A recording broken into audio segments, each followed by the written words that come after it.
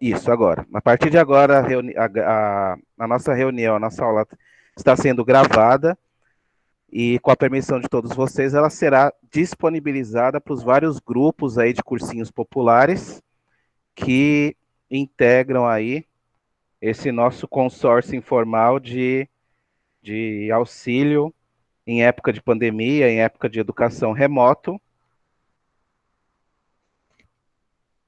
as aulas pelo MITS, né? Então, lembrando que as nossas aulas serão quinzenais, então iniciando neste sábado, né, hoje, e aí a cada 15 dias nós teremos um encontro até dezembro, zerando todo o nosso conteúdo de linguagens. Para o pessoal do Cardume, lembrando que vai ser soltado para vocês uma nota, se já não foi, dizendo que nós não teremos mais encontros presenciais esse ano, né? Não tem expectativa mais de encontro presencial esse ano. Então, todos serão remoto, né? Prevemos que em algum momento vai acontecer, né, o Enem, e não tem como a gente ficar aguardando o início de aulas presenciais. Então, as nossas aulas serão todas remotas para todas as áreas, tá? Então, eu dou início agora à nossa aula, né? Eu vou compartilhar com vocês essa tela do PowerPoint, né? Para a gente iniciar a aula. Só um minutinho que eu já estou compartilhando. E eu vou disponibilizar tanto o vídeo quanto os slides para vocês também. Eu já disponibilizei o resumo. Então, o resumo em forma de mapeamento mental. Então, acho que ele já ajuda bastante. Né? Então, tudo que vocês tiverem de dificuldades, tal, de, de lembrar, usem, né, o mapeamento mental, que ele é um bom resumo. Já estão vendo aí a nossa janela do PowerPoint? Ok? Então, nós estamos gravando essa aula, vamos dar início aí ao conteúdo de hoje. Eu já tinha planejado que essa primeira aula não durasse 2 horas, ainda bem, né? Porque por conta desses vários problemas, a gente está começando um pouco mais tarde, mas a gente não vai ficar até as 9, não. A gente vai terminar um pouco antes. Não vai durar 2 horas direta essa aula, não. Tudo bem?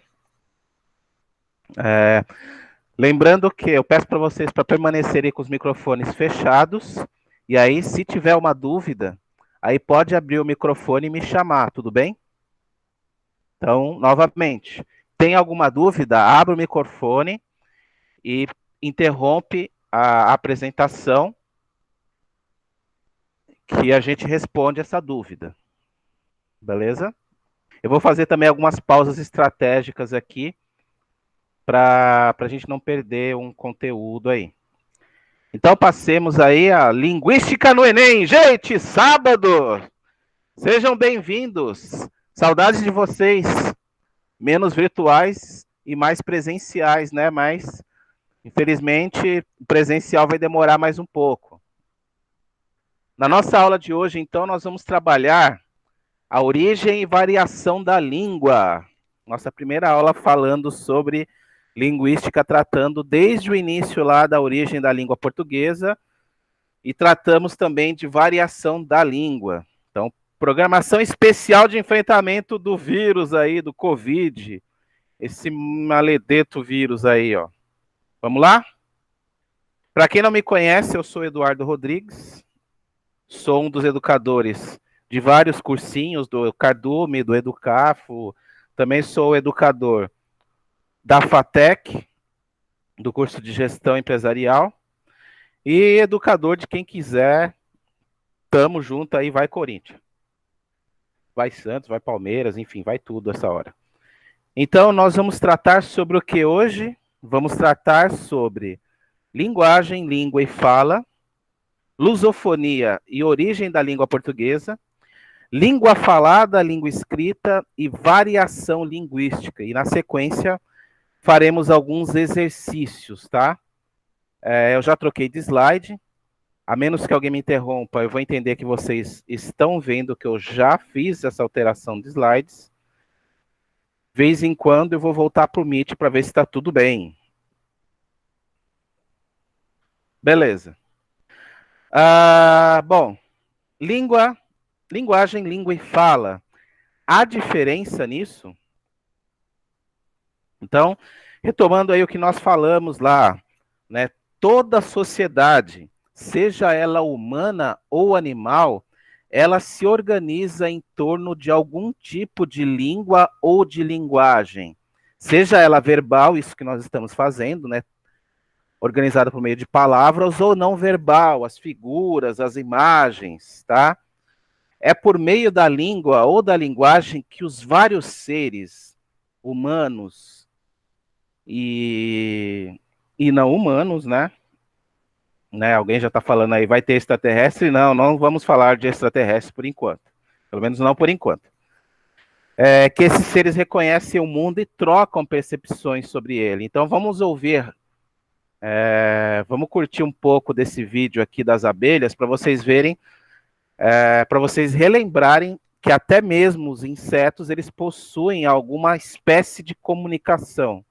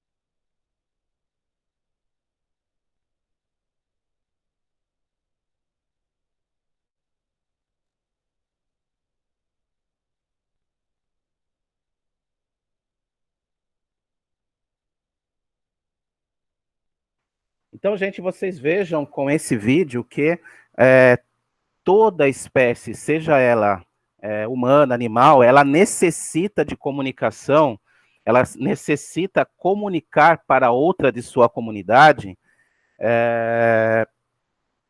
a sua interpretação do mundo, a sua apreensão das coisas, a sua interpretação das coisas, até mesmo para que ela consiga sobreviver.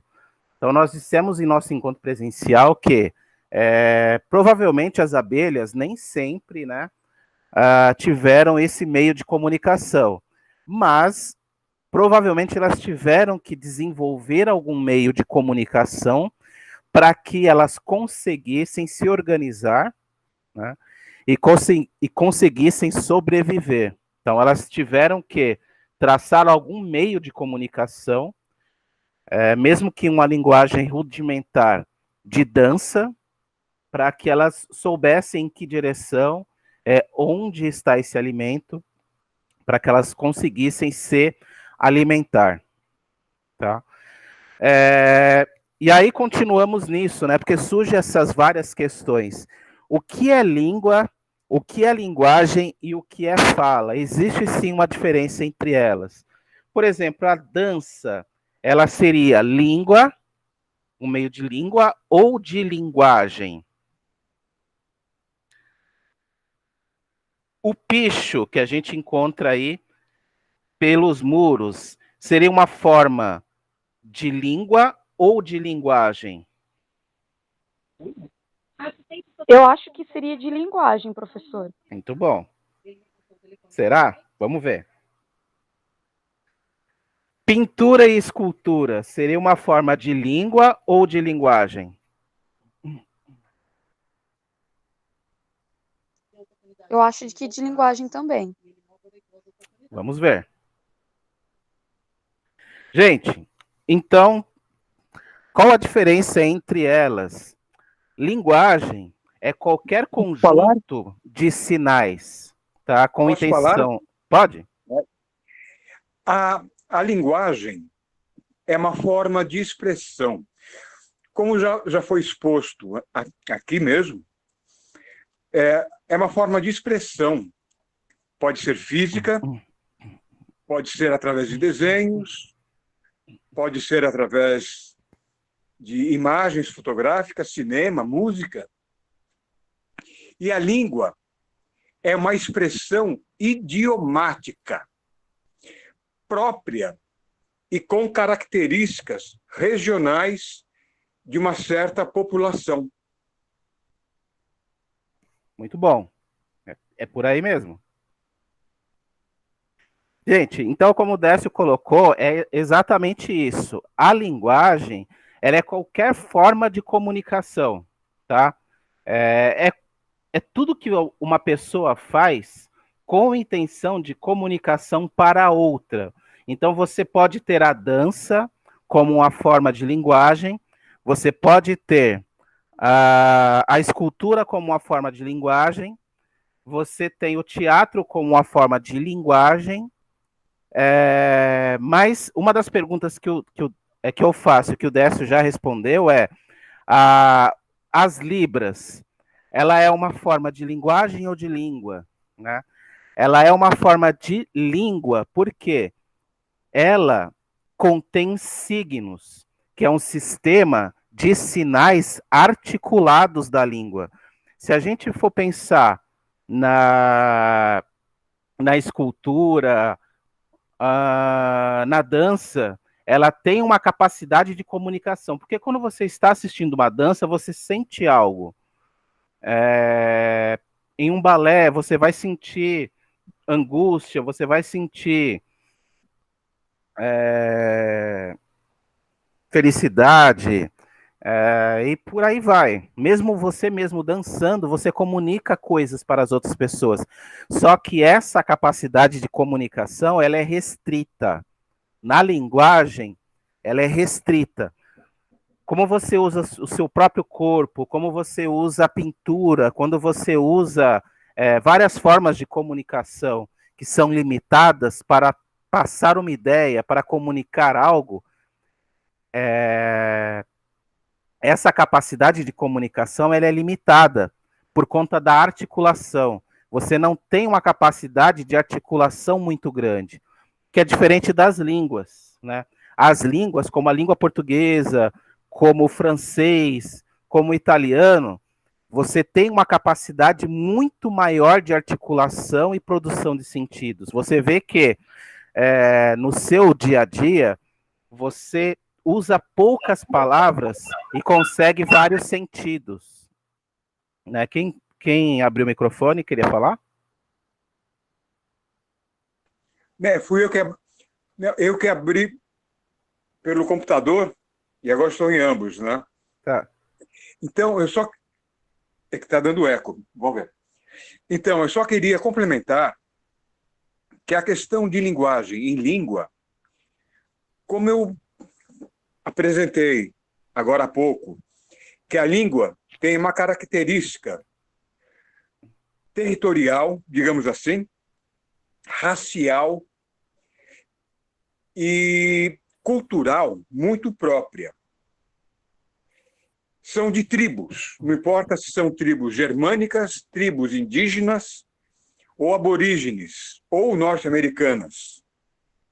E a linguagem, ela tem a grande vantagem de permear por cima de todas essas,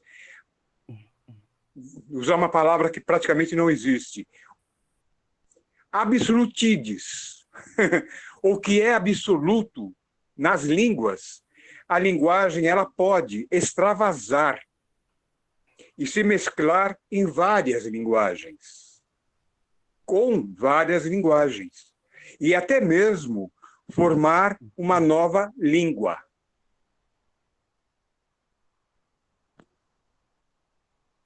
Certo. A gente vai falar um pouco mais adiante dessa coisa da variação linguística, né? Eu só queria deixar claro, aí terminando, falando sobre fala, né? Que a fala, ela é a realização particular da língua pelos falantes. Então, quando uma pessoa inserida dentro de uma comunidade, ela usa esse conjunto de signos, né? Esse conjunto de sinais, esse conjunto de códigos para se comunicar, ela realiza a fala. Então, a fala, ela é a expressão do pensamento, né? É a expressão do pensamento, da linguagem do pensamento, vocalizada, né? Articulada. Então, é bom a gente guardar, é legal a gente guardar essa diferença grande entre linguagem, língua e fala, entendendo que a linguagem é mais ampla, né? É uma intenção comunicativa mais ampla, porém, com uma articulação, uma capacidade de articulação menor. A língua, né, aparecendo aí dentro, na nossa figura, ela está dentro da linguagem. Então, a língua dentro da linguagem, como um conjunto de signos linguísticos, a gente vai falar já no próximo slide sobre isso. E a fala dentro de tudo isso, né, como uma realização do falante. Tá? O nosso objeto de estudos, não apenas nosso, mas da gramática, da literatura, enfim, da redação e de todos esses conjuntos de estudos escolares, é a língua, né? A língua que é objeto de estudos da academia e da escola, né, em si. Por quê? Né? A língua, ela é esse código, né? Esse conjunto de códigos que nós chamamos de signo linguístico, né? O signo linguístico, aparecendo aí no slide, é um conjunto de significante e significado, né? Então, se você vê uma árvore, né? Você tem o significado árvore, que é a ideia que você tem dela, e tem o conjunto, né? Também imagem acústica, que é a fala, a própria fala árvore, né? O significante, o conjunto de fonemas árvore, né? Juntando com a ideia a imagem conceitual, a ideia de árvore formando signo. E tudo no mundo é assim. Cadeira, você tem a imagem cadeira e tem o som, cadeira. Papagaio, você tem a imagem do papagaio, né, do bichinho, e tem o conjunto de sons que associado à imagem, né, papagaio, a imagem do animal, você tem o signo linguístico papagaio. Então, esse conjunto de signos forma a língua e permite a comunicação entre os seres, né? Como o Décio também já colocou, viver em sociedade é trocar esses símbolos. E o sentido que tem esses símbolos, ele depende da cultura de cada povo. Ok? Então, não significa necessariamente que um signo linguístico ele tenha o valor para um povo e tem o mesmo valor para outro povo. Eu costumo usar o exemplo do arco-íris, né? Se eu perguntar o signo linguístico arco-íris, quantas cores tem nesse signo linguístico, né? No significado arco-íris, quantas cores ele tem? Boa parte dos povos de origem ocidental responderão que são 7 cores. Mas existem outros povos, principalmente de origem oriental, que vão dizer que esse signo linguístico tem menos cores, tem 5 ou 2 cores apenas. Muda o signo linguístico? Não, mas muda o significado que você dá a ele. O signo linguístico é o mesmo, porém, tanto o significante, ele pode ter um outro conjunto de fonemas, quanto o significado que você dá a ele pode alterar. Então, não necessariamente que o signo linguístico ele signifique a mesma coisa para todos os povos, ok? Bom, já que estamos falando de língua, vamos falar um pouco de lusofonia e origem da língua, da própria língua portuguesa? Tá legal para vocês? Querem? Tá muito rápido? Tá bom assim? Eva, balance a cabeça se tá bom ou se não tá bom. Tá tudo bem, professor. Tá tudo bem? Então vamos dar sequência. Vamos lá. Bom, para boa parte das pessoas, se eu perguntasse qual é a origem da língua portuguesa, elas diriam Portugal. Ora, pois. Mas eu quero explorar junto com vocês, na verdade a gente já explorou, a gente está retomando, né, esse conceito, de que a origem da língua portuguesa ela é um pouco mais antiga, um pouco mais profunda, né? Ela remonta lá de 8 séculos antes de Cristo, em uma região da Itália, né, que está ali na canelinha da Itália, né, na canela da botinha, né? Itália é essa grande botinha. E aí na canela da Itália está uma região chamada Lácio, hoje é Roma, né? Então essa região chamada Lácio, né, há 8 séculos antes de Cristo, foi daí que originou-se vários idiomas, né? Dentre eles a língua portuguesa. Então nessa região do Lácio reuniram-se algumas tribos, né? Vertebo, Prete, Latina, a própria Latina, né, algumas tribos se reuniram e deram origem aos povos latinos, né? Então essas 5 regiões que estão aparecendo aí no mapa, né, Viterbo, Rome, Rieti, Fronzinome, Latina, elas deram origem aos povos latinos, e esses povos latinos deram origem ao Estado Romano, né, o famoso Império Romano que aparece nos vários filmes que a gente vê aí de Sessão da Tarde. Né, um pessoal que saiu conquistando todo mundo, conquistou a Europa, né, quase inteira, incluindo a África, né, e também conquistou várias regiões da Ásia também. Eu falei para vocês que, diferente de outros povos, o Império Romano eles tinham uma sacada bem interessante, né? Eles, ao conquistar uma região, eles impunham a essa região que ela só poderia se comunicar utilizando o latim, tá? Então, outros povos, quando conquistavam, né? Porque nessa época, escravização de povos era uma coisa bem comum, né? Ah, vamos dar uma escravizada hoje. O pessoal escravizava todo mundo mesmo. Porém, quando eles escravizavam, eles não impunham um idioma, eles acabavam aprendendo de alguma forma o idioma desses povos conquistados, né? O que ajudava em grande parte das vezes, ajudava na reconquista, né? Dessas escravizações. E aí o Império Romano eles impunham o latim, que era o latim dos soldados romanos, né, o latim vulgar, e as pessoas elas não poderiam se comunicar em outra língua que não fosse o latim. Então, você não conseguiria tramar planos de independência, né? Isso fez com que o Império Romano, na sua exploração e na sua dominação, durasse aí muito, muito, muito tempo aí, por volta de uns 10 séculos, se eu não me engano.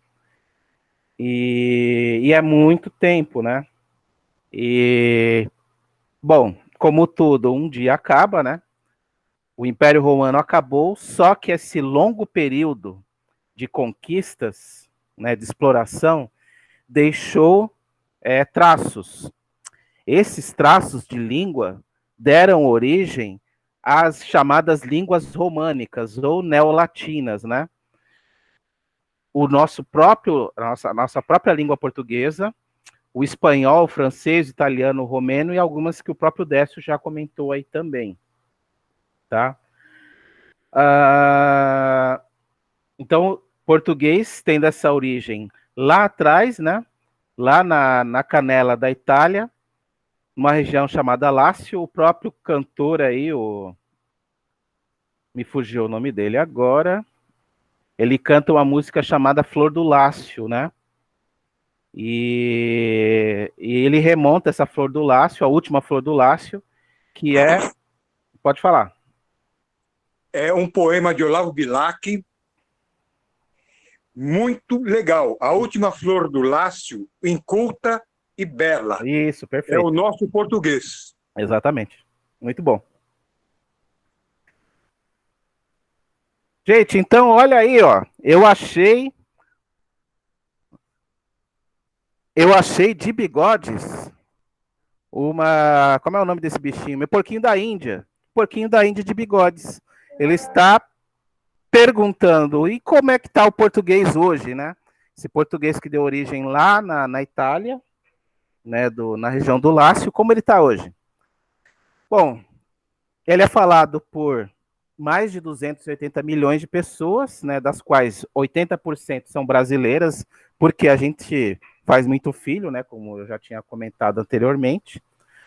Então, o português ele tem uma expressão muito grande no mundo inteiro, né, a quinta língua mais falada do mundo, a terceira língua mais falada do hemisfério ocidental e a primeira do hemisfério sul, então ela se torna mais falada que o próprio espanhol, apesar de termos mais territórios falando espanhol, né? No Cone Sul aqui, português, em número de habitantes, é a língua mais falada do hemisfério sul. O português também é a língua oficial ou franca, né? A gente tem essa diferença da língua franca e a língua oficial. A língua franca é uma língua que serve apenas de contato. Ela não é uma língua materna, tá? Ela serve apenas de contato. Portugal usava muito português nas Índias, por exemplo. As Índias, muitos comerciantes falavam português porque era uma língua de contato, era uma língua franca, utilizada na exploração, na troca de mercadorias, na exploração comercial. O próprio inglês hoje, ele é uma língua franca em vários lugares do mundo, né? E é sim uma língua de exploração comercial, né? tanto de exploração apenas a gente chama de neocolonialismo, né, nos filmes, enfim, a gente comercializa muito a sétima arte, né, como de produtos em si, né. Provavelmente Estados Unidos comercializando com a China, eles não falarão chinês, eles provavelmente falam inglês e os chineses falam inglês. Apesar de não ser do inglês não ser a língua materna na China, acaba se tornando uma língua franca, né, não apenas na China, né, eu estou usando de exemplo, mas em vários países do mundo, é quase uma segunda língua materna, né, porque ela permite o contato com vários países do mundo, né. E a língua oficial, né, existem países que têm duas línguas maternas, nós usamos o exemplo como é que é mesmo o país? Canadá, que tem duas línguas maternas, por exemplo, que é o francês e o inglês, né? Mas existem vários outros países que têm duas línguas consideradas como línguas oficiais ou línguas maternas, né? Israel tem o hebraico e tem o inglês O inglês também, para né? poder se relacionar. Perfeito, perfeito. Existem vários países que têm duas, três ou quatro línguas maternas, né? Os países de África, por exemplo, eles têm três, quatro, cinco línguas. Talvez eu esteja exagerando, mas pelo menos três ou quatro línguas que poderiam ser consideradas línguas maternas, né? Existem regiões da África, países de África que vão falar aí o holandês, o inglês e mais uma língua materna que é a língua regional. Bom, a língua portuguesa, ela está inserida, né, em oito países, pelo menos em oito países, de forma oficial, né, oito países que pertencem ao CPLP, que são as comunidades pertencentes aos países falantes da língua portuguesa, né, que são denominados países lusófonos. Então, esses são os países lusófonos, são os países que falam oficialmente a língua portuguesa. Então, oficialmente, são esses oito países que estão aparecendo para vocês na tela, né? Brasil, Moçambique, Portugal, Angola e por aí vai. Mas se vocês entrarem no site do CPLP, depois eu vou deixar para vocês esses slides, né, com um link, vocês vão conseguir acessar. Vocês vão achar muitos outros países que pertencem, pelo menos de forma honorária, ao CPLP. Se eu não me engano, um exemplo é o país da China, me fugiu o nome agora. Hong Kong. Não é Hong Kong, é um outro país da China. Inclusive, o próprio pessoal de Hong Kong se exclui de ser chineses, né? Macau? Eles foram Macau, colonizados. boa. Alguém falou Macau. O Dan já falou. Macau. Bom, isso mesmo. Macau é um dos países que falam com menor expressividade, né? Eles falam praticamente é uma língua exótica, né, para eles, mas em alguns lugares você ainda acha falantes de língua portuguesa, né? Sabe que em Macau você vai encontrar o pessoal falando mandarim, mas ainda você vai encontrar alguns traços, né, algumas pessoas falando língua portuguesa. E aí aquele assunto que o Décio tinha adiantado lá, a gente vai tratar agora, ó, variação linguística. E aí surge aquela pergunta, né? Existe diferença nos modos de falar? O Décio já até adiantou que sim, né? Existe, nem todo mundo fala da mesma. E quando eu falo assim, nem todo mundo fala da mesma forma, vocês vão dizer assim, tem uns que falam inglês, uns que falam espanhol. Não. Eu estou falando no mesmo idioma, na mesma região, né? No mesmo estado, né? Dentro da mesma circunscrição geográfica. Então, estamos falando, por exemplo, de Brasil. Dentro do Brasil, existem pessoas que falam de formas diferentes. Perfeito, não é? Uai! Uai! Hoje mesmo eu estava saindo de manhã cedinho, acordadinho, aí tropecei num cadinho de papel. É isso aí, perfeito, é isso mesmo. Então, é mais ou menos isso, né? Exatamente. Temos várias formas de se falar. E uma coisa que eu vou tratar com vocês daqui a pouco, a gente chama de preconceito linguístico, né? Mas a gente vai tratar disso um pouco mais para frente, né? Que é justamente essa coisa de dizer assim, existe só um jeito de falar, ou pelo menos só um jeito certo de falar. Não, existem formas diferentes de se falar e elas são adequadas aos vários lugares, às várias situações, aos vários registros em que se dá essa comunicação. A gente fala disso daqui a pouco. Vamos falar agora um pouco sobre como acontece essa variação, por que acontece essa variação linguística, né? Então, tá aí na tela de vocês, né? Deixa eu voltar. Isso. Tá aparecendo na tela de vocês essa coisa da norma linguística e das variações, né? Da variação linguística e da conservação linguística. Ora, norma linguística é o que a tia Gertrudes falam assim, olha, esse é o jeito correto de se expressar, tá? Na norma linguística, que nós vamos falar de gramática, vamos falar de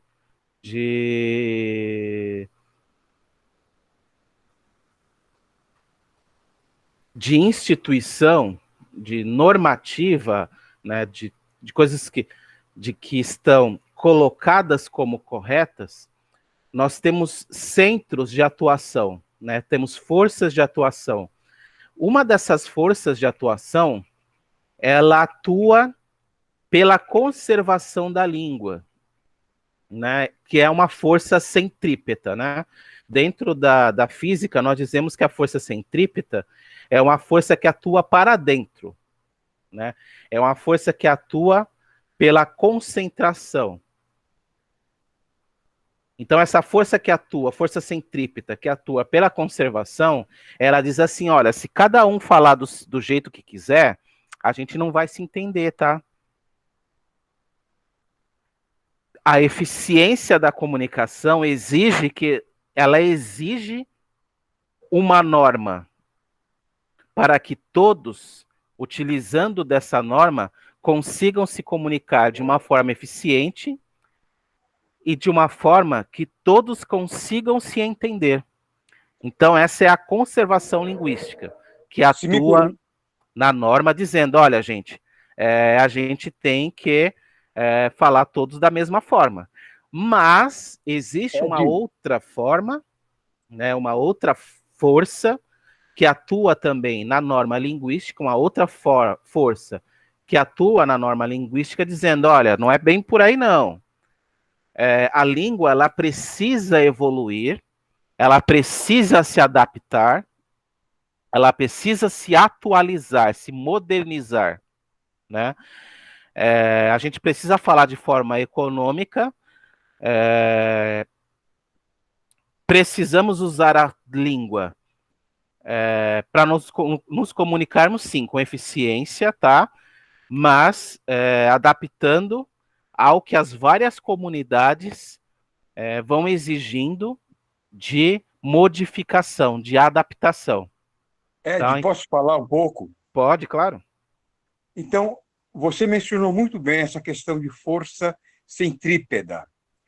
Agora, só para lembrar uma questão de física, a força centrípeta é aquela que o núcleo central absorve todas as forças rotacionais. Do Ou seja, entorno. ela vai de fora para dentro. Isso, exatamente. Ela guarda o centro da comunicação. Exatamente. Como está o Ed. Guarda bem lembrado, bem lembrado. E nessa outra explanação, a força centrífuga. Adaptar, aí a gente pode até usar e falar em força centrífuga. Isso, exatamente, que está ali no slide. Se adaptando às marginais linguísticas, ou idiomas até usando, falar nisso. Perfeito, perfeita essa explicação do Décio. Ao passo que a força centrípeta, ela atua de fora para dentro, né, conservando a língua, a força centrífuga de variação linguística, ela atua de dentro para fora, querendo olhar para o que acontece no mundo. Então, se nós usamos deletar, se nós usamos mouse, se nós usamos tweet na nossa língua, vem justamente da variação linguística, dessa força linguística de adaptação da língua. Então, a língua, ela deve ser a um passo motivada pela conservação, né, da eficiência de comunicação, do entendimento comum, e ao mesmo ponto e ao mesmo passo motivada pela atualização, pela modernização. Então ela tem que caminhar na berlinda das duas coisas, né? Perfeito? Muito bom, Décio. Muito boa a sua complementação. Gente, então, né, quando nós falamos dessa variação da língua, que falamos aí dos vários modos de se falar, né, dessa atualização da língua, vamos falar necessariamente dessas atualizações, dessas várias formas de se falar que estão expressas aí nas várias regiões do Brasil, né? Se a gente toma a língua portuguesa como centro, né? Mas isso não acontece apenas na língua portuguesa, acontece em todas as línguas naturais. Né? E a gente vai ver daqui a pouco como acontece esses tipos de variação, né? Então eu estou ilustrando aí o Mano do Céu, o Batê, né?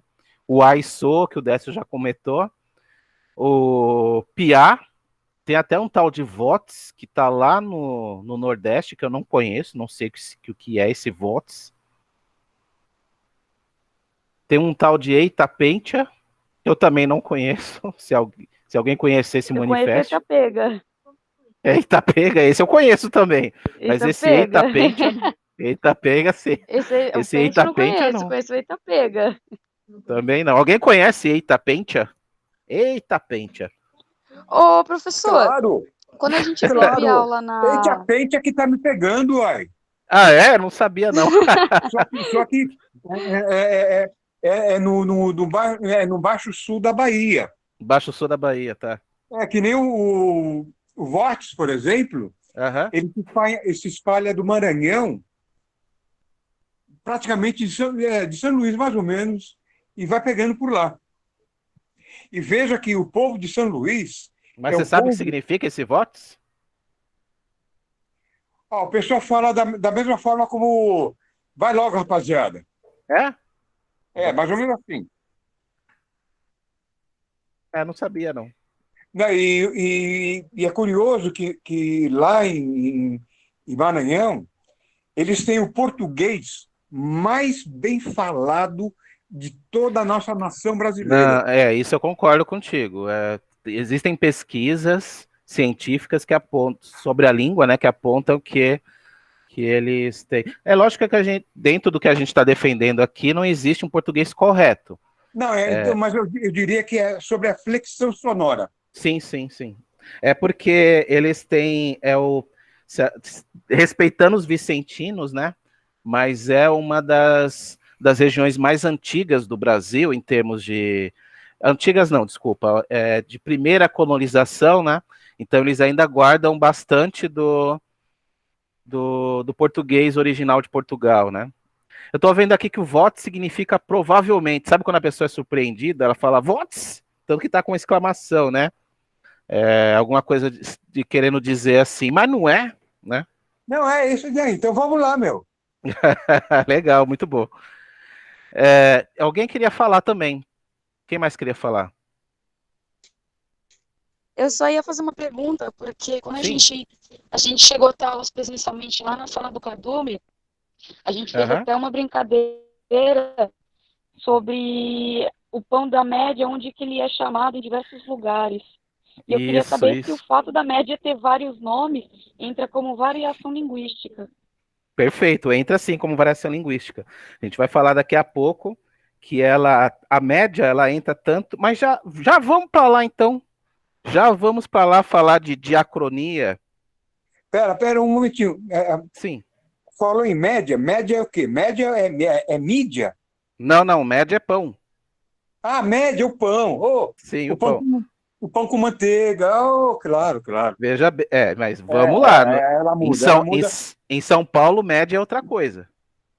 Não, média é o café com leite. Isso, exatamente. É. Vamos lá. No Expressão Rio, que linguística. é o pão, e aqui também. Isso. Então a gente nós vamos para lá, né? Lembrando isso, de que essas variações, essas várias formas de expressão, elas têm a ver com as diferenças socioeconômicas, as diferenças históricas e econômicas, e também de registro de fala das pessoas. Então,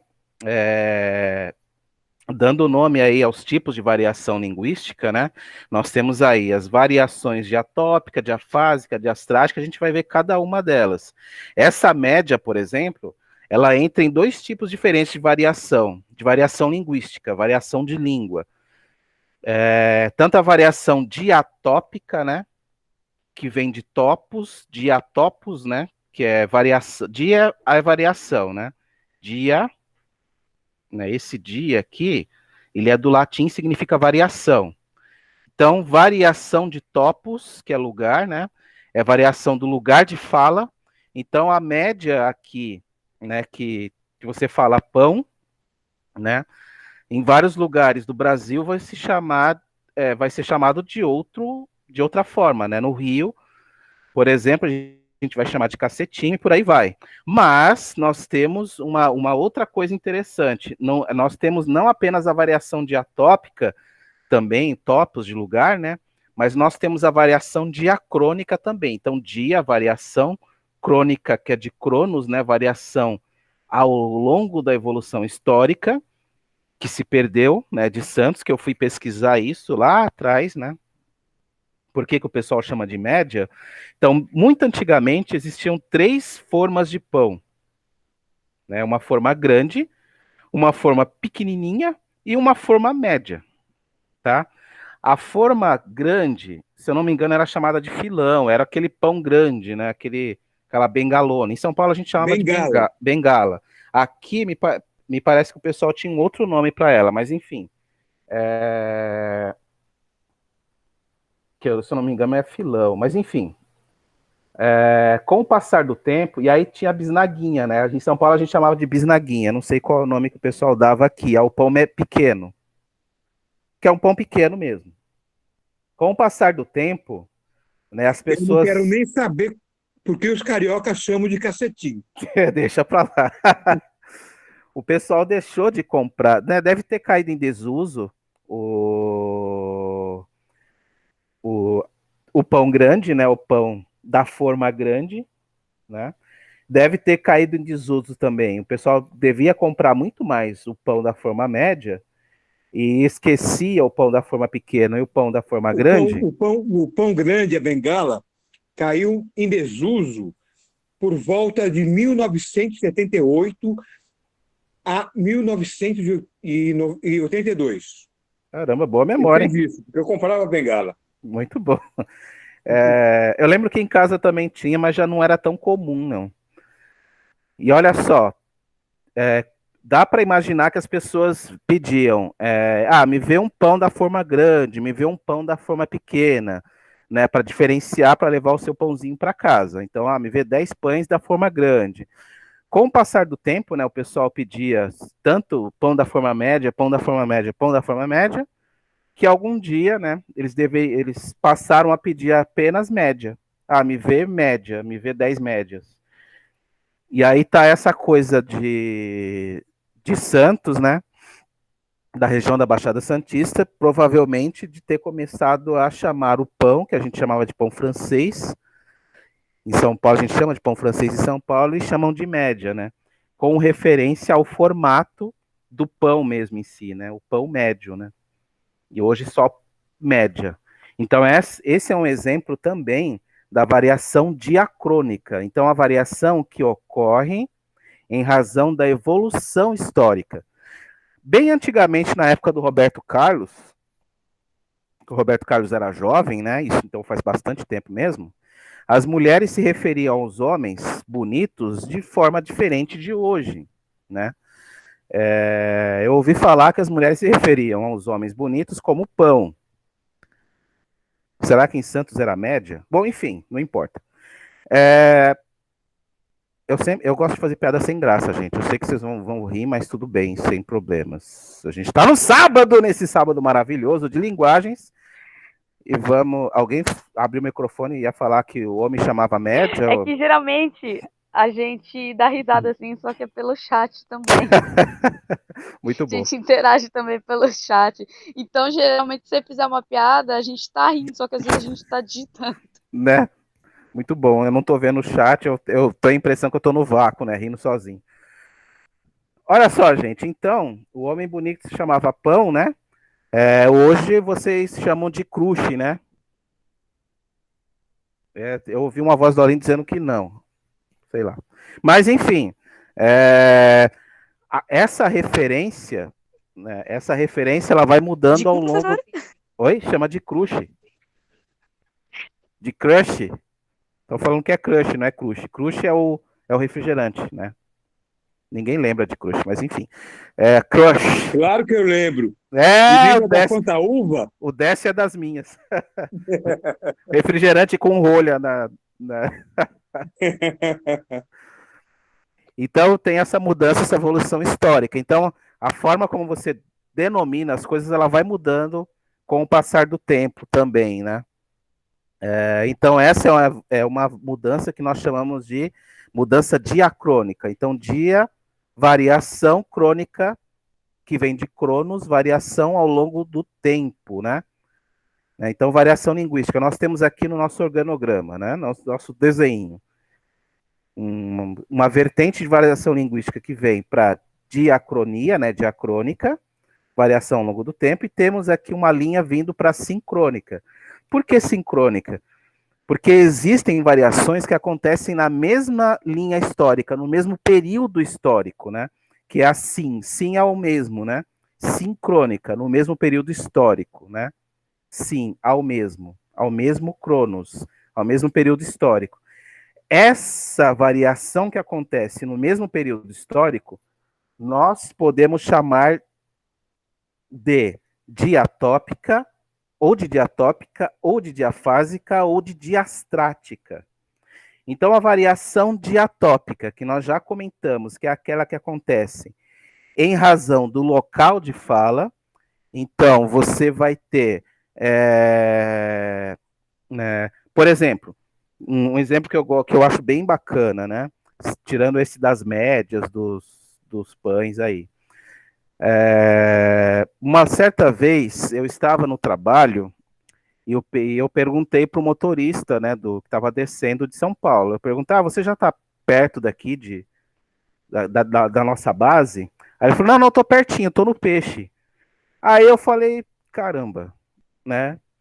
Que é isso de peixe, né? Aí eu perguntei para ele, mas peixe, você não sei onde você está. Aí ele se ligou, você é de São Paulo, né? Então eu vou explicar.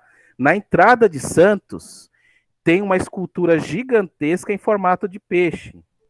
Então, para a gente, ela é a referência. Então, basta dizer que estou no peixe para significar que eu estou perto, né? Que eu estou na entrada de Santos. Então quem é de Santos entende isso claramente, né? Você não vai dizer assim, eu estou na entrada. Se algum paulistano pergunta, você está perto, né? Você está descendo de São Paulo, você está perto? Ele disser assim, eu estou na entrada de Santos. Ele disser, eu estou no peixe, basta. Só que quem é fora de Santos não vai entender. Essa também é uma variação diatópica, porque essa expressão, ela só existe em razão dos vários lugares em que a fala acontece. Ela é uma variação regional, é uma variação diatópica. Então, diatópica vem de topos, de lugar, tem muito a ver com regionalismos, tá? Então, existem expressões que acontecem apenas em algumas regiões, em razão do lugar, né, em que ela está, e existem também coisas, situações que recebem nomes diferentes em razão do lugar em que ela está, tá? E permita-me Sim, claro. complementar. Você está complementando muito bem tudo. Então, então, vamos para a história brasileira. Quando vieram os primeiros escravos, que eram bantôs, eles tinham uma linguagem bem apropriada, bem típica, e a partir deles se criou o candomblé e se criou e foi em localidades específicas no Brasil. Sim. Isso que agora agora eu quero expor mais uma outra questão. Os indígenas brasileiros, eles são isolados. Eles possuem uma linguagem. Já foram, né? Já foram. Não, tem bastante ainda. Algumas comunidades, sim. Não, até tem um colega aqui na Unifesp, nossa, o André, que ele é da tribo daqui, da Baixada. Ah, é legal. Então, veja, que a questão de Tupi-Guarani, os Tupis-Guaranis eram tribos nômades. Então, eles espalhavam a linguagem deles. O idioma, a língua ou a linguagem? Pergunta. Língua. E a linguagem, não? Então, linguagem, quando a gente fala das expressões deles, né? Principalmente pra gente, a dança deles, o conjunto de referentes signos que eles têm, sim, linguagem, sim. Mas quando a gente fala da língua do indígena mesmo, da forma de comunicação deles, aí nós falamos de língua, né?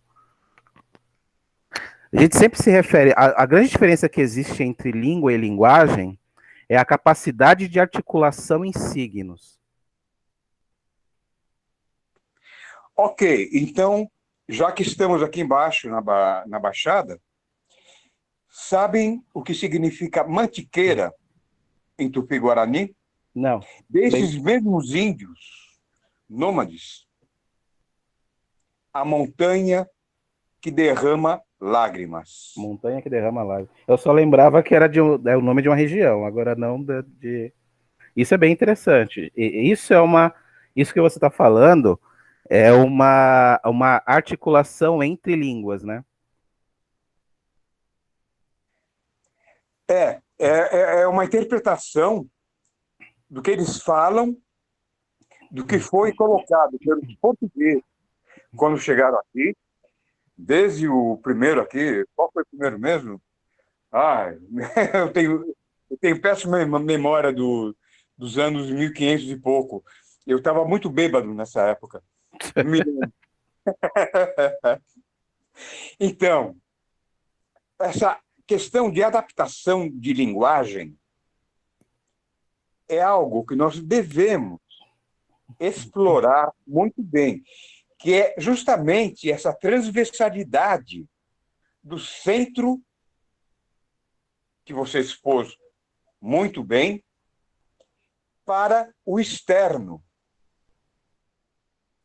É isso que nós devemos estudar, aprender, ler para danar notícias novas e conceituá-las em parâmetros preconcebidos. É horrível isso, mas tem que ser feito. Eu acho que sim, vale a pena explorar, mesmo porque isso que eu tinha adiantado do preconceito linguístico, ele é muito forte, né? De você colocar apenas a fala de uma região como a correta e ignorando ou mesmo preconizando contra outras falas, outras regiões. Antigamente era muito comum, ainda hoje é muito comum a gente rir de algumas expressões idiomáticas, né? E de alguns falares diferentes do nosso, né? Mesmo porque... E vamos contar piadas, então? Não, agora não. Vamos terminar a aula. Apesar de que eu gosto muito de piadas, principalmente as sem graça. Não, Mas eu diria piadas de gênero, não feminino, masculino, intersexual, não, não, não. Internacionais. Por exemplo, o Trump tem aquele cabelinho que parece um cachorro estimado na cabeça dele. sim. Ele é muito estranho. Mas, então, é interessante isso de falar dos preconceitos, das variações, porque hoje a gente já tem uma noção do que significa preconceito linguístico, por exemplo, e antes era totalmente comum, né? Totalmente aceitável você colocar a língua paulistana como a língua oficial e o falar do paulistano como o falar oficial, e os demais como variantes inadequadas da língua, né? Então, hoje Agora, se me isso... permite novamente uma interrupção, na década de 20, houve um manifesto intelectual muito importante. Vocês se lembram qual foi? De 20, você fala da literatura.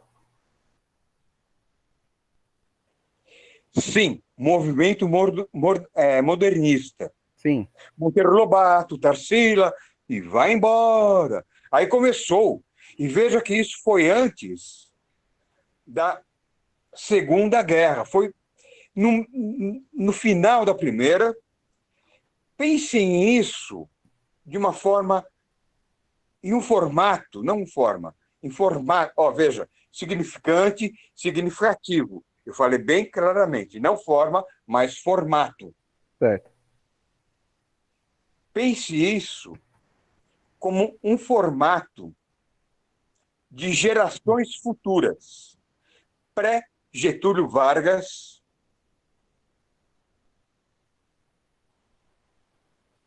O Pensar nisso. Sérgio... Aham.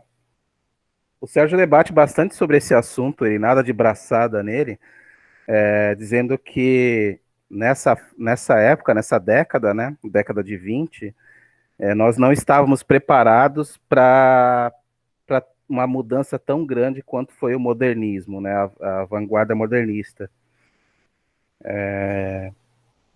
Mas tem razão, acho que ela é muito importante, né, foi uma época muito importante, e é legal discutir isso lá dentro de literatura, assim. Não, e até mais. Acabou caindo na bossa nova nos anos repressivos.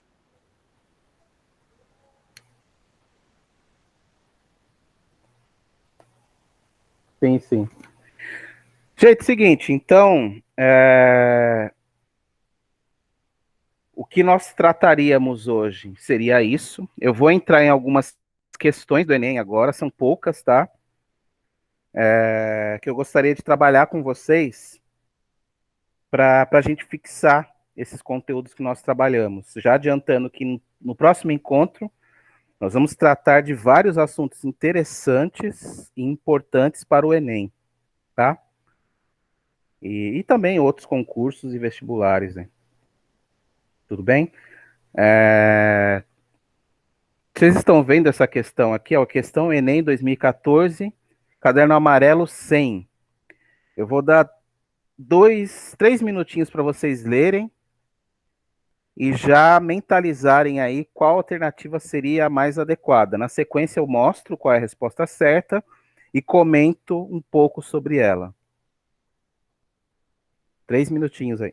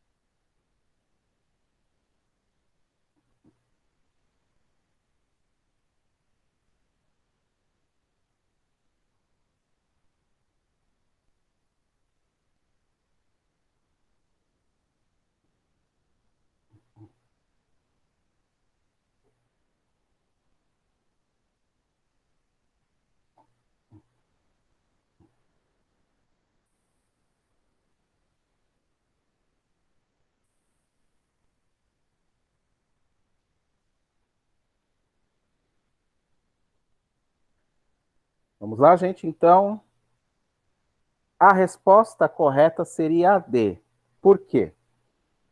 Olha, o Círio Pocente, ele coloca para a gente um texto, né, em que ele diz que, olha, a escola, ela deve aceitar a mudança, ela deve trabalhar com a mudança da língua, mas essa mudança da língua não significa que vale qualquer coisa, tá?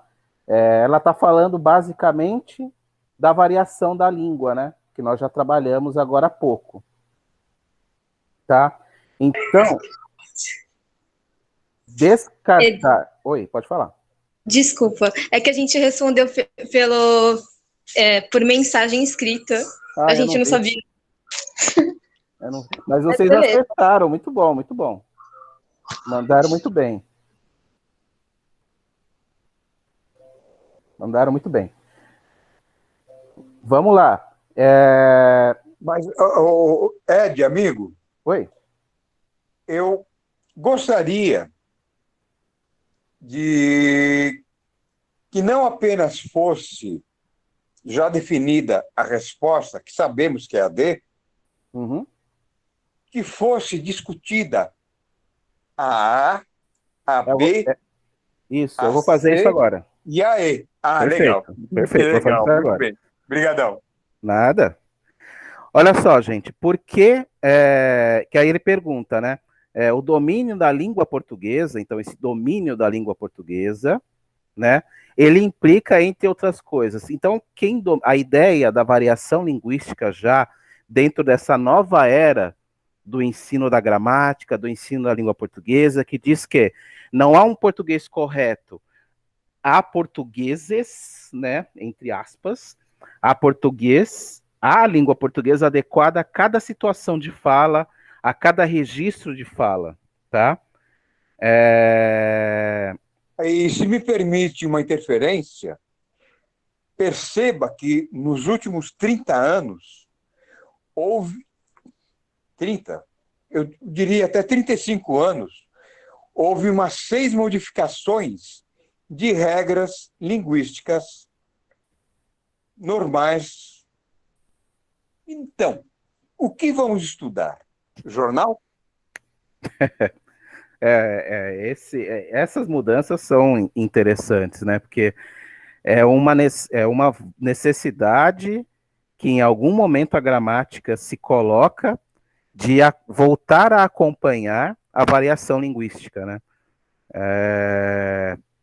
Se a gente for pegar o português arcaico é extremamente diferente do nosso, né? Então, eu não sou arcaico, eu sou apenas velho. Não, de forma alguma.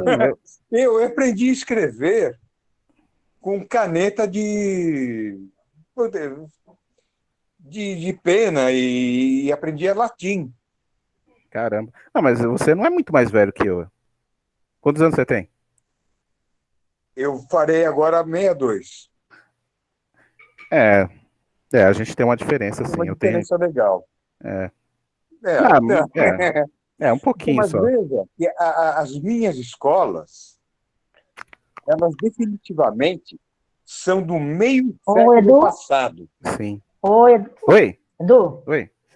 Então, nosso português é diferente por causa da mistura de indígenas. Por causa da mistura dos indígenas e os negros.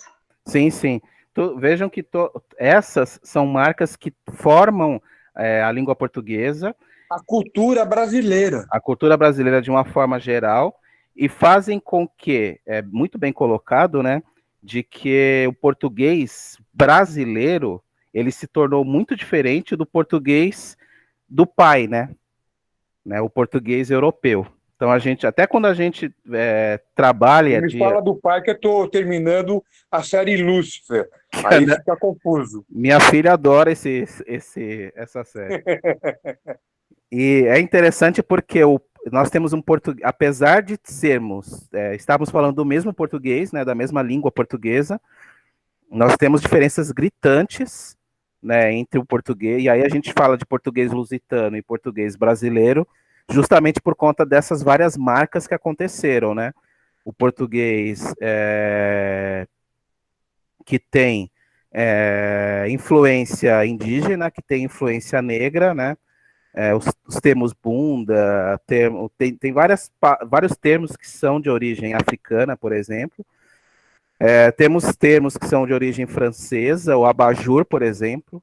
O nosso querido abajur, ele é de origem francesa, né? É uma palavra de origem Claro, francesa e por aí vai. na colonização de Pernambuco.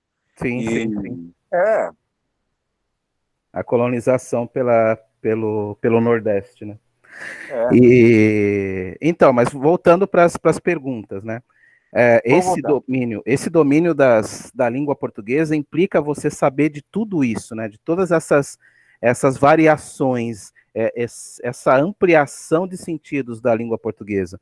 Então, saber a língua portuguesa significa descartar as marcas de informalidade do texto? Não, porque justamente essas marcas de informalidade, elas ajudam a contar a história dessa língua portuguesa, né? Elas têm que entrar no rol de uma pessoa que se julga dominadora da língua portuguesa. Então, por isso que essa alternativa ela estaria incorreta, né? Você não descarta as marcas, você tem que conhecê-las também. Reservar o emprego da norma padrão, alternativa B, reservar o emprego da norma padrão apenas aos textos de circulação ampla, então apenas textos que têm uma circulação maior, você reserva para elas o domínio da norma padrão, e isso significa você dominar a língua portuguesa? Não. Não é o fato dela circular de forma mais ampla, né, que ela deve ser empregada, apenas uma vertente da língua portuguesa. Tá? E isso significa dominar a língua portuguesa, né? Você vai empregar apenas a norma padrão aos textos de circulação ampla? Não, a gente vê vários editoriais, várias colunas que não usam um português necessariamente padrão, mas usam um misto de língua padrão com língua coloquial, né? Nós temos aí o Érico Veríssimo, que é um colunista que escreve muito bem e escreve em uma língua que poderia ser considerada coloquial, né? Alternativa C, moldar a norma padrão do português pela linguagem do discurso jornalístico. Então, o discurso jornalístico ele vai ditar o que é português correto? Não, né? Isso é um preconceito linguístico. Você dizer assim, que o discurso jornalístico é o correto e ele que tem que ditar para a gente o que está certo, né? Não. Na verdade, o domínio da língua portuguesa correta, ela não diz isso daqui está correto, isso daqui está errado. Ela verifica por que acontece dessa forma aqui, por que o pessoal lá em Minas diz mué, ou enfim, e por que em outra região se diz mulher, né? Ou mué, enfim, né? Eu não vou dizer que está correto ou incorreto, mas sim adequado a cada região. E a E, né, desprezar as formas de língua previstas pelas gramáticas e manuais, então a gente vai jogar a gramática agora para o espaço, e aí cada um fala do jeito que quiser. Não, dominar a língua portuguesa é um misto, aquele misto que a gente já falou, entre considerar a variação linguística e a formalidade da língua também. Então a gente tem que caminhar entre os dois, beleza? Temos mais uma alternativa, mais uma questão. Aí, essa já é da Fundeb, né? Vou dar 2 minutinhos para vocês trabalharem nessa questão, que ela é mais curtinha.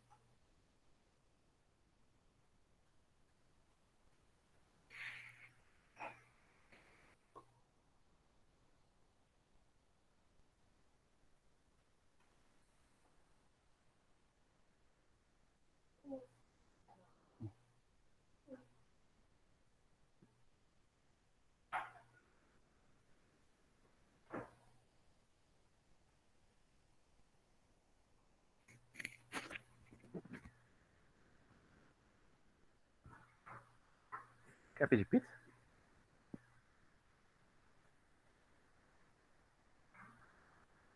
Oi? Não entendi. Então chama a Suelen.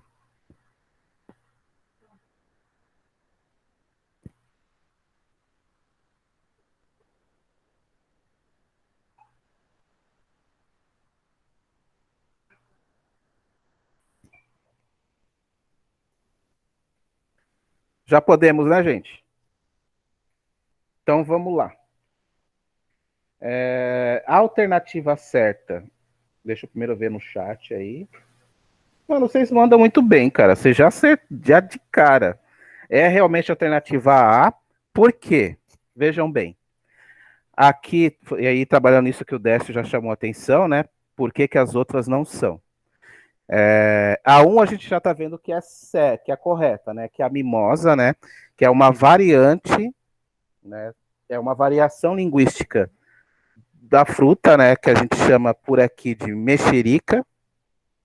Então é uma variante desse nome. Então é um dos vários nomes utilizados para identificar lá a nossa querida mexerica.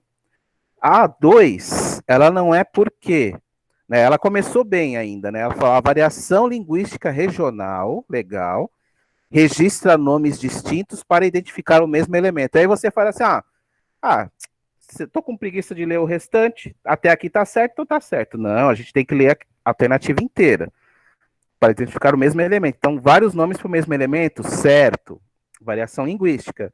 E elege um deles como correto, de acordo com a norma padrão? Não. Ele vai dizer que existem vários nomes e vai julgar que um deles é correto? Não, todos são corretos, né? E isso não é determinado pela norma padrão. A norma padrão pode até colocar, ela coloca, na verdade, vários nomes, né? Se você olhar no dicionário. Mas a gente não vai dizer que um deles está correto. Não é o porque aparece no dicionário que significa que esteja correto apenas aquele. Os outros são variações. Podem até não ter o registro, mas não significa que estão incorretos, tá? A 3, ela diz, a variação observada em Minas Gerais, né, mexerica, né, no caso a mimosa, né, está incorreta de acordo com a norma padrão. Não, eu acabei de falar que não tem isso de dizer que está incorreta uma variação, um registro regional, né? Isso seria um preconceito linguístico. Próxima questão do Enem. É do Enem? É do Enem. Enem 2016. Isso já é um pouquinho maiorzinho e um pouquinho mais ruinzinho de ler. Então eu vou dar 3 minutos para vocês.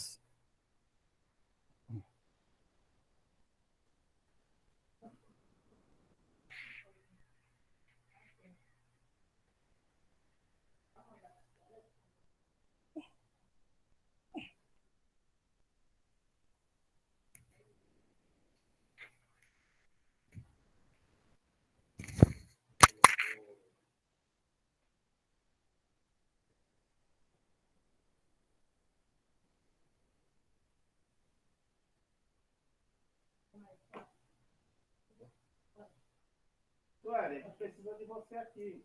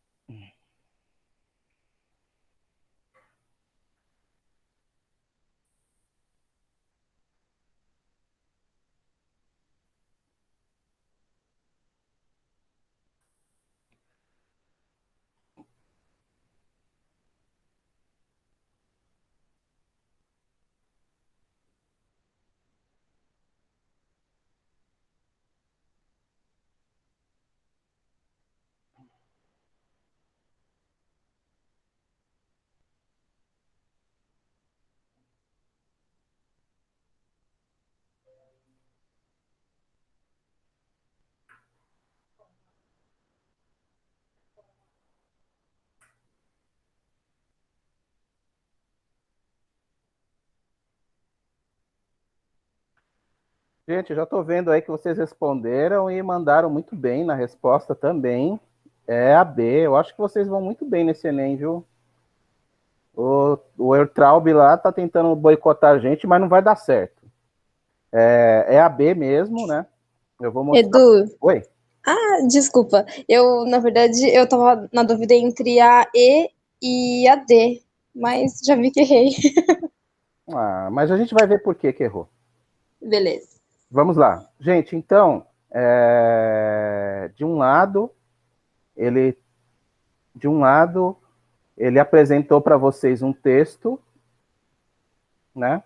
Outro sim, o que, tal. Eles apresentou um texto recheado de algumas palavras que, segundo um dos personagens, é menos usada, né? Algumas palavras não são tão comuns e eles associam, né, a alguns usos de dias da semana, né? E isso tenta confundir vocês. Então, muito cuidado com algumas associações. A gente vai trabalhar isso no decorrer do curso, né? Quando a gente fala lá na frente de interpretação de texto, compreensão e interpretação de texto. Então, a gente tem que se ater ao sentido do texto. Muito usadas no termo jurídico. Né? Então, as palavras, Edu, é muito... Oi? Edu? Oi? As palavras também podem ser muito usadas nos termos jurídicos. Isso. É alguma coisa... o que a gente falou lá atrás, da variação, a variação diastrática, né? Variação estrática, vem de stratus, né? Stratum, que é de nível econômico, situação de nível econômico, ou então até de afásica, né?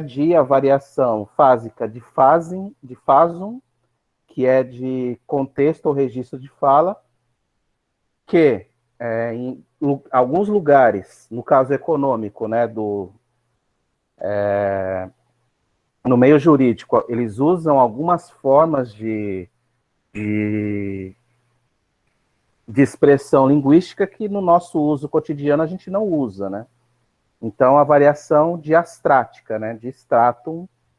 Edu, podia ser palavras rebuscadas. Rebuscadas, sim, a gente pode considerar.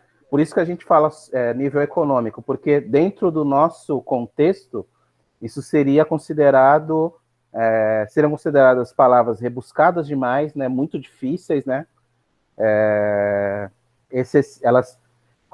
Antigamente a gente falava assim, palavras rebuscadas são palavras bonitas, né? Hoje a gente diz que o rebuscado é um uso incorreto da língua, porque ela não está adequada ao contexto de fala, né? O registro da fala, onde ela deve acontecer.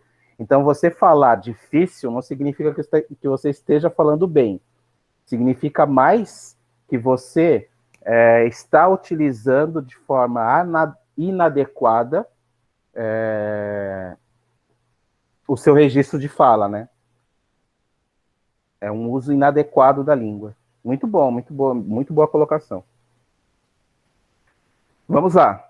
Então, ele diz lá, né? Colocou algumas palavras, né? Um texto e coloca lá. Então, nessa discussão, né? Uma discussão sobre o uso de algumas palavras da língua portuguesa. Então, ele fala que esse uso dessas palavras mais rebuscadas, mais difíceis, né? Menos comuns, né? Elas promovem a marcação temporal evidenciada pela presença de palavras indicadas nos dias da semana. De fato, eles até falam, eles colocam alguma convergência entre dias da semana e uso dessas palavras. Mas vejam que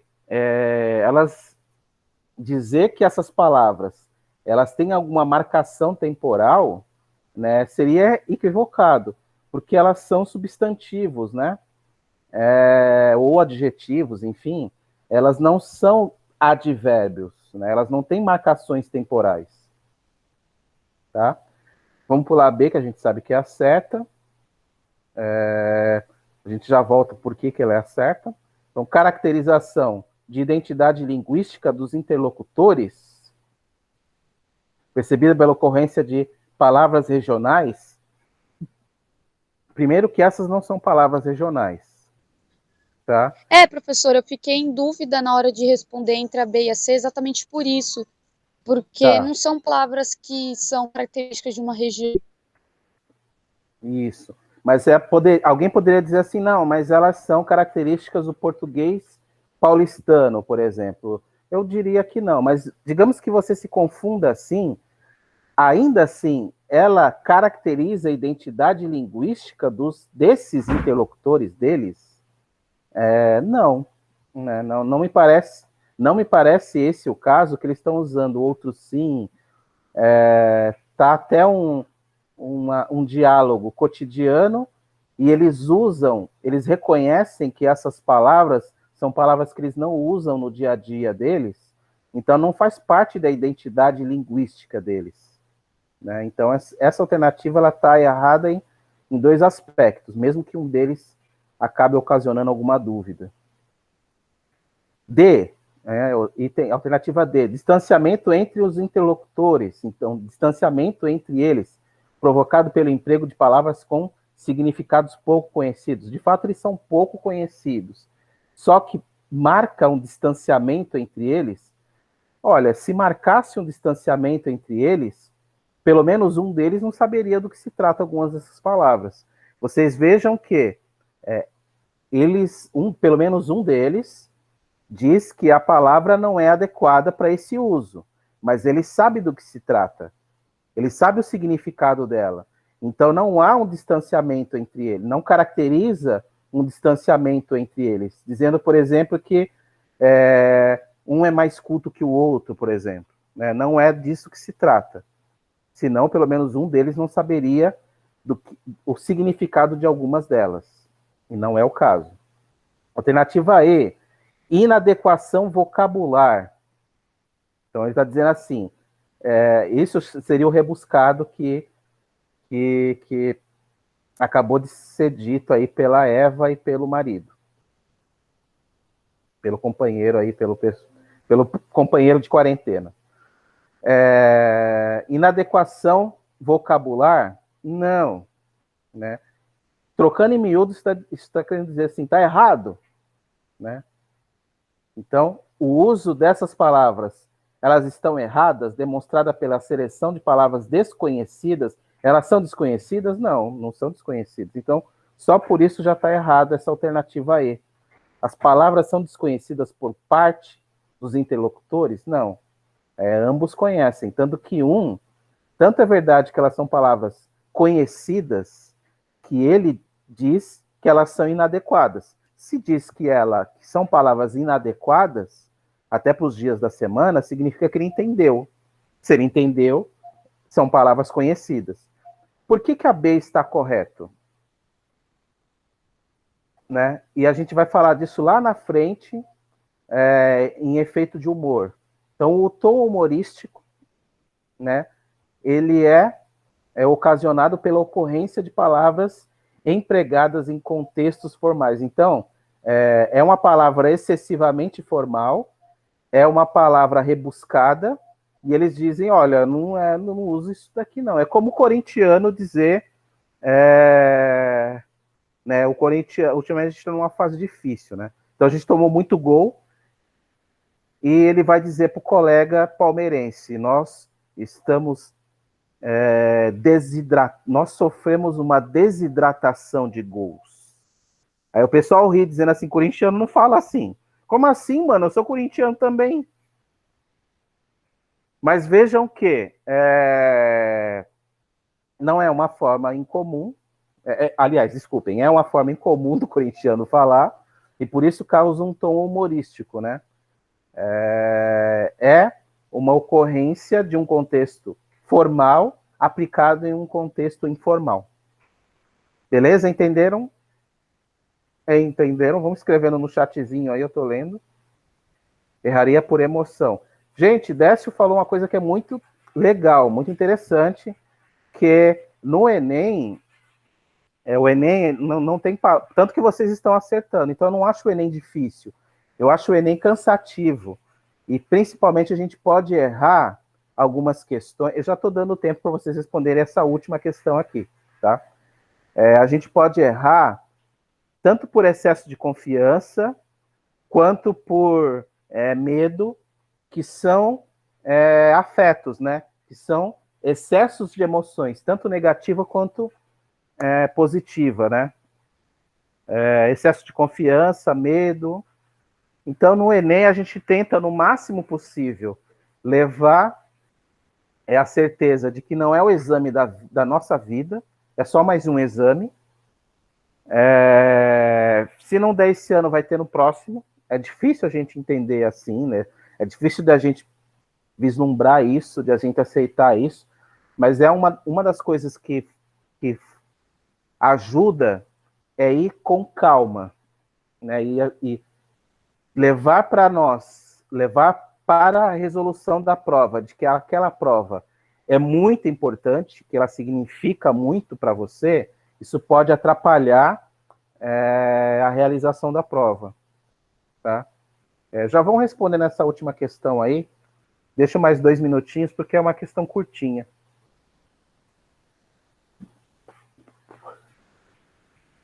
O que foi, Len? Já sabe qual que vai pedir? Já sabe qual que vai pedir? Gente, pede aquela de 5 queijos com portuguesa super, uma, e a outra pede dessa mais simples aí, ou calabresa super, portuguesa super, aquela que vem brócolis com bacon e com, eu acho que vê aí no papel aí, acho que o nome dela é bacana. Estão pedindo pizza? Pede uma calabresa meia com 4 queijos. Exatamente. Ó, 4 queijos, é essa que a gente ia pedir mesmo. Desculpa aí, gente, eu vou fechar aqui. 4 queijos com essa de brócolis. E o pessoal ouviu aqui. 4 queijos com a de brócolis, que eu acho que é bacana, se eu não me engano. E a outra pede dessa na promoção de... E tenta dar uns R$13 de carinho pro entregador. Ele merece. Pô, né? Meu. Pô, cara, o pessoal tá passando nessa... Além de enfermeiros e médicos, os motoqueiros estão trabalhando pra caramba. Sim, estão trabalhando muito e estão correndo risco, né? Porque estão expostos, né? Todo dia. O índice está altíssimo em São Paulo, né? Na cidade de São Paulo, aqui. Por mais que as pessoas não deem valor, né? Mas...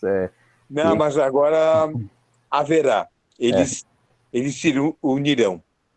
Com certeza. Se não vai pelo amor, vai pela dor, né? De um jeito vai, né?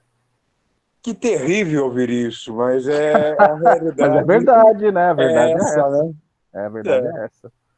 Gente, eu já vi que vocês acertaram. Nossa, vocês mandam muito bem, gente. Que é isso?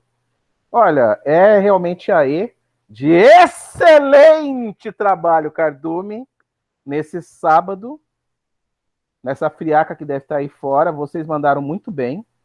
Vamos ver lá por que as outras não são adequadas, então. Então tem o tweet aí, que não foi o Trump que mandou, dessa vez também não foi o nosso querido presidente, né? Foi um tweet falando sobre escrever corretamente a língua portuguesa. Não é sinônimo de inteligência. Inteligente é saber respeitar as variações linguísticas e ter jogo de cintura para se comunicar com qualquer pessoa em qualquer situação. Então vamos lá. Por que a E não as outras? Vamos ver as outras. Escrever como se fala é sinal de desinteligência. Não. Tia Gertrudes criticava muita gente, né? Escreve do jeito que fala, não, moleque. Né, menina? Você é burro. Não. Pode ser uma inadequação, escrever da forma como se fala, mas não é sinal de desinteligência. É só uma questão de inadequação, de colocação, né? Mas não é sinal de desinteligência. Isso é preconceito linguístico, tá? Preconceito linguístico significa eleger uma única variante da língua como correta. É isso mesmo, perfeito. Até aqui, ó, a B está corretíssima. Preconceito linguístico é justamente isso. Eleger uma única variante da língua como correta. Desprezando o uso dos estrangeirismos. Onde que está falando isso no tweet? Por isso mesmo que eu coloquei com B maior e uns 4 bebezinhos. Muito bom, muito bom. Para dar cria. Daqui. Muito bom. É inteligente quem adequa o uso. É inteligente quem adequa o uso de qualquer língua materna ao seu contexto linguístico de aplicação. Ele está falando de qualquer língua, Então, isso daqui não é. A alternativa até estaria correta, né? Porém, se alguém colocou C, seria só um erro de interpretação do texto. É aquele erro que a gente vai trabalhar lá para frente, que seria do pressuposto e do subentendido. De ter interpretado o texto com subentendido e não com pressuposto, que é se ater ao que o texto diz. O texto está falando de língua portuguesa e não qualquer língua materna. Beleza? Não é qualquer língua materna. Ele está falando de língua portuguesa. Tudo bem? Só por isso que a C está inadequada. É aquela alternativa que quer pegar vocês. É inteligente apenas quem reconhece e sabe usar a norma culta padrão. Né? A alternativa D ali. Ó. Inteligente apenas quem reconhece e sabe usar a alternativa culta padrão. Totalmente errado, né? A despeito das variações. Isso é preconceito linguístico, a D. Então, por isso ela está errada. E a E, né? Reconhecer que a retidão do uso da língua depende da situação de comunicação. Né? Isso é sinal de inteligência. Você reconhece, se você corrige uma pessoa que fala mué, e você fala, não é mué, é mulher, né? Você está agindo com preconceito linguístico, porque no lugar em que ele fala mué, ou mulher, ele está correto, e não você. Tá? Então, existe português adequado à situação de fala. Olha, o que você está colocando agora é ter um complemento social. Sim. É muito importante isso. Hein, pode fazer. Não. O que eu falo, o que você diz, mudar o nome de mulher para mulher, porque pode ser regional, ou pode ser um preconceito funcional da masculinidade do cara que agora, em tempo de pandemia, está sendo o pseudo dono da casa. Isso eu vou deixar para a Samara discutir. A minha parte é só a linguística. Mas muito bom, muito bom. Gente, seguinte, eu estava com saudade de vocês. Não vou dizer que matei a saudade só com essa distância, mas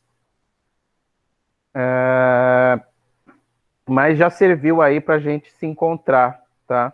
Eu vou deixar essa gravação, então, disponível para o pessoal que não conseguiu estar com a gente.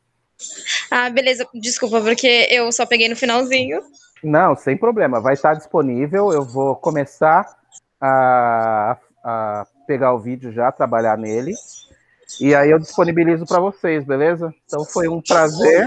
Obrigada.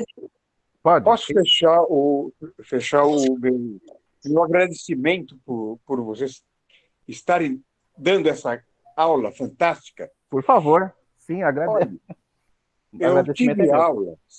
Eu tive aulas de linguística com duas pessoas muito importantes.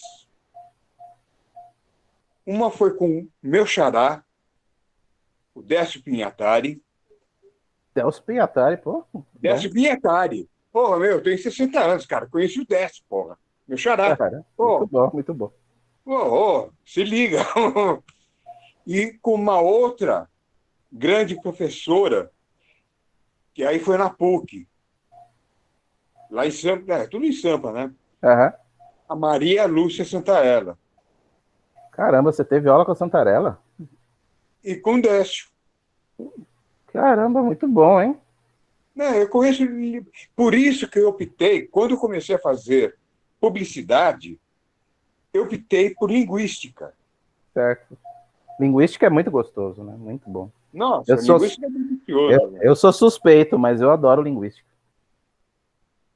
Então, veja, Ed, eu tive aula presencial com essas duas grandes personalidades. Sim, sim, são fortes, fortíssimas na linguística.